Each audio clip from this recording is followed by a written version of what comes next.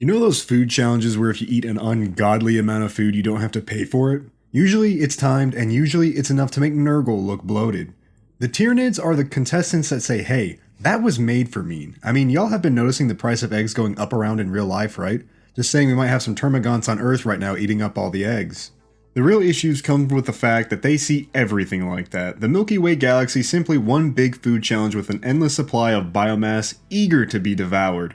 Well, maybe not so eager as the denizens desperately push back against the terrifying shadow of the warp.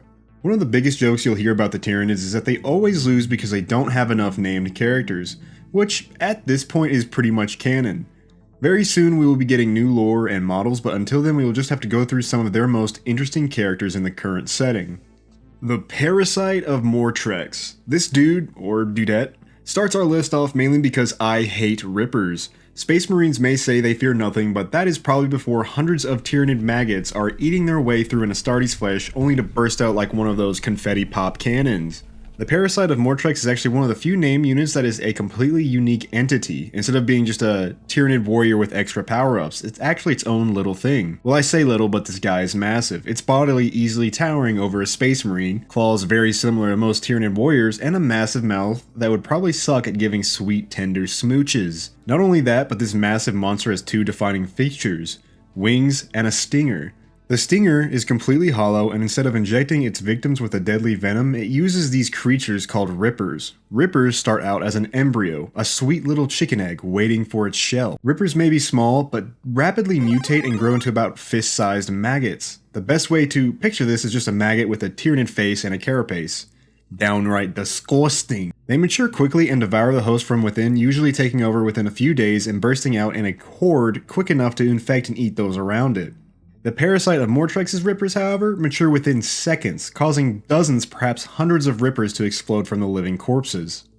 The Parasite of Mortrex gets its name from the horrendous bloody work it did on the fortress world of Mortrex. Mortrex is a very well defended planet, even able to push back the tendril of Hive Fleet Kraken. This led the Norn Queen of Hive Fleet Kraken to get a little cuckoo for Cocoa Puffs, if you know what I mean, experimenting and creating the first and only of these new life forms. The Parasite is an infiltrator and saboteur, simply flying over and infecting all within its path. The Rippers, while deadly, could be taken care of with a solid defense, but millions of them? Billions? Even a Space Marine's fortress monastery would have a hard time from these smaller critters. Just to put this in perspective, the Parasite of Mortrex didn't really have to work too hard. Infecting a dozen or so guardsmen could lead to thousands of Rippers maturing and really just deleting the guardsmen. Kraken would successfully invade the planet with the Parasite's help, absolutely decimating the Imperial forces and citizenry. Not much is known what happens after this world is lost, as the Parasite hasn't been seen since, but who knows? With Hive Fleet Kraken being so successful, we might see a whole squad of these guys descending onto other planets. The Doom of Malan'tai. Taking a break from eating the Imperium of mankind, the Tyranids of Hive Fleet Naga had set their eyes on the fleets of the craft world Eldari. Hailing from the craft world Malan'tai, the fleets were mostly destroyed, taking massive casualties and unfortunately allowing the Tyranids to get some Eldar biomass. Giving the Hive Fleet access to this new form would turn out to be a huge detriment to the stuck-up craft world Eldar. This allowed the Hive Fleet to craft something that the Eldar would just honestly have a really bad time with. This creature's base template was that of a Zoranthrope. You know, the brain bugs. They scooch around on that little brainstem and mainly use psychic powers to wreak havoc on their foes. Well, this guy is basically like a mini Tyranid Slanesh. The Doom of Malan'tai was adapted to feed on not just the biomass but also the psychic energy and souls of the Eldar, allowing it to strengthen its might with each soul devoured. Honestly, I'm kind of curious if Slanesh would be pissed about this. Probably. Anyway, the Doom of Malan'tai, along with a tendril of the Hive Fleet Naga, descended on the homeworld, and would pretty much funnel everything it could into the Doom's ravenous maw. Each death cementing the world's destruction over and over again. It wasn't until the Doom of Malan'tai got a hold of the craft world's infinity circuit that this beast would be damn near unkillable. Short of having a Blackstone fortress dropped on its head, I really don't know what would kill it. For those who don't know, an infinity circuit is like a well of souls. These souls are protected from Slanesh as it acts as a barrier preventing the god of excess from gorging on their souls. I know it's a very crude and short description, but I'm trying to focus on the Tyranid, so please forgive me for right now.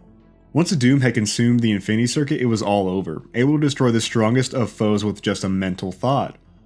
It would probably drop a sick one-liner like,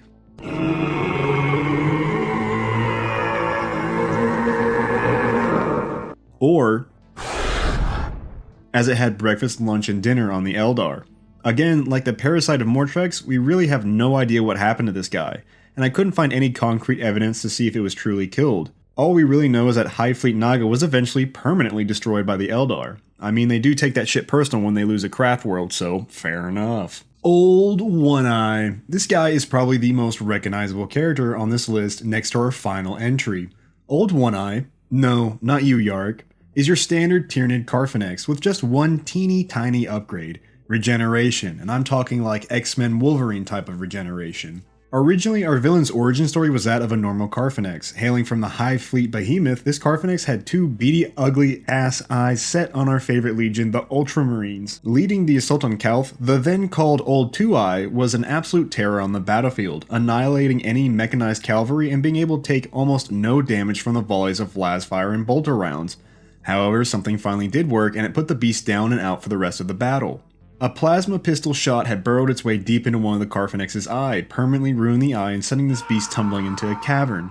As the Battle of Calth would turn to the Space Marine's favor, the dead Tyranid would be left to sit on the icy planet. It would be decades before anything would actually happen, as some dipshits would try to scavenge whatever they could on the ice planet's surface to make a quick buck. Unfortunately for them, they stumbled upon the massive body of now Old One-Eye. The creature would awaken from its forced slumber and it would be hungry, devouring biomass for the first time in many years. Now see, there's a problem. As the Hive Fleet tendril was no longer near Calth, the command structure for the Tyranids was gone. So basically, Old One-Eye was really just a mindless berserker, consuming anything in its path, as a ravenous need to eat took control. But still without the overall brains, the beast would merely rampage on Calth, causing quite a bit of a commotion, but not on the same level as if the tendril were still there. Old One-Eye was resilient before, but now, after taking an ice bath for decades, it had toughened this guy up to an extreme level, and its regeneration was even more busted, regrowing limbs, armor, and teeth with ease. However, the scarring plasma round that had taken its eye remained its only weak point. Eventually, the humans would respond in force to this small group of Tyranids, sending a squad of Scout Space Marines to eliminate the threat. Nothing was working against this bad boy, until Scout Sergeant Telion of the Ultramarines was on the case. Tracking the beast down, the forces would engage with each other until finally the Scout Sergeant was backed into a corner. Testing his luck, skill, and probably faith, the Space Marine would make a shot blasting Old One-Eye right in his no-no square. And by that, I mean the big old spot on his head that really looked like the only weakness. I mean, if this was a video game, I guarantee this spot would be glowing some bright color that screams, "Hit me here."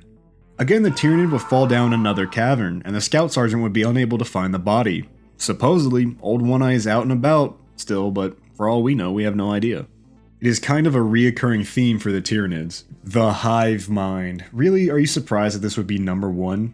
I mean, every act of every Tyranid can be directly traced back to this unknown entity. We truly have no idea how massive this thing actually is, and it's able to control all of these forces through the living commanders of other higher class Tyranids. The Hive Mind is the thing to be feared in the grimdark future.